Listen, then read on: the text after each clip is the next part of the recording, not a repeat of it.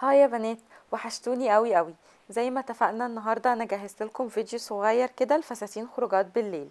اول فستان ده كان فستان خطوبتي على فكره. بحس ان الموديل ناعم وبسيط قوي، ما فيهوش الوان كتير، ما فيهوش لمعه.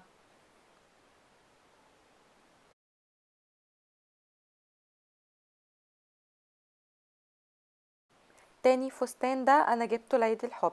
بحب قصته جدا وبحس ان مقاسه مظبوط عليا.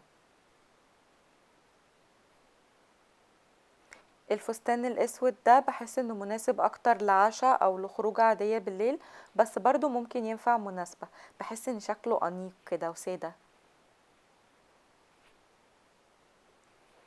الفستان ده لبسته في فرح اختي دودو الجميلة. بحب لمعته قوي. ودخت على ما لقيت حاجة شكلها مناسب واللمعة بتاعتها شكلها حلو.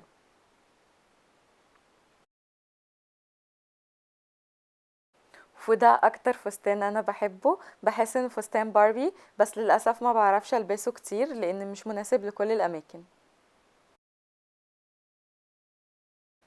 الفستان الابيض ده بلبسه في الصيف، بيبقى حلو قوي سواء بالنهار او بالليل. بحب لونه جدا وبحس انه لايق عليا.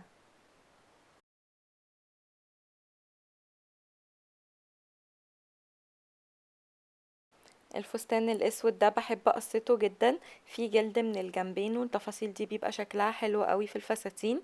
شكله كده بناتي. وده كان اخر فستان. يا رب يكون الفيديو عجبكم. مش هتأخر عليكم تاني والله. ما تنسوش تعملوا لي لايك على الفيسبوك، انا بنزل صور جديدة ونصايح للبشرة والشعر. وكمان بكون موجودة، بشوف كل الرسائل وبرد عليها. اشوفكم الفيديو الجاي. باي باي.